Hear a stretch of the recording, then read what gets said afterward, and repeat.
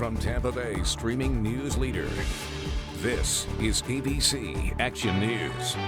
Hey, I'm Sarah Finney. Greg Diaz, your full weather forecast coming up. But first, here are your ABC Action News headlines. A federal judge ruled that Florida felons who have served their time cannot be barred from voting because they still owe court fines. The ruling strikes down part of a state law that requires residents with felony convictions to pay off their legal financial obligations before casting a ballot. More than 430,000 former felons could be eligible to vote this fall. Experts expect the governor's office to launch an appeal. If you are headed to the beach today, despite the rain, you should expect to see a lot of police. Agencies have increased patrols in an effort to keep everyone safe. Tampa and Clearwater police say they had more staff working this weekend than ever before. There were several beach closures after parking lots maxed out. Started at 9 a.m. this morning, the Pinellas Beach Tracker launched, so you can see which spots are already filling up. Remember, you will be turned away by deputies if you go to a certain spot that reaches capacity. We posted the link for you on abcactionnews.com. Just search for Beach Tracker.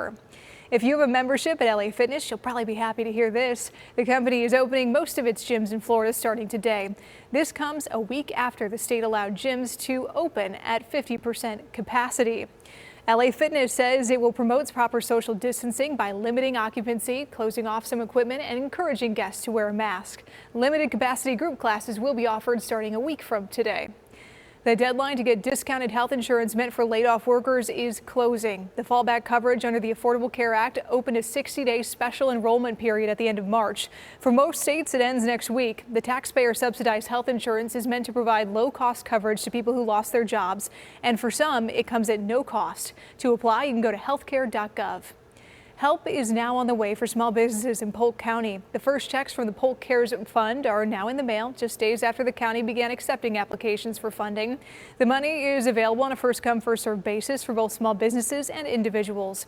More checks are expected to be mailed in the coming days.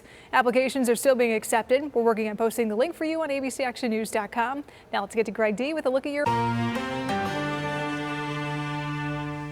Hey there, Sarah. Some cloudy skies, lots of showers around today, mainly to the east of Tampa with more scattered rain toward the coast. We'll get to that beach forecast coming up, but the clouds are really going to keep our temperatures cooler in the low 80s. Notice the rain chances varying between 60 to 80% until tonight when they start going down and this storm system finally starts moving away. Winds will be breezy too, 10 to 15 miles an hour. Small craft advisory is up for the nearshore waters of the Gulf until 4 o'clock this afternoon. Speaking of the beach, you might be able to get a walk out there, but as far as laying out or getting some sun, it's just not going to work. Lots of clouds and scattered thunderstorms and periods of heavy rain by the afternoon are possible. You can get updates on the weather for where you are by downloading the ABC Action News app. Sarah?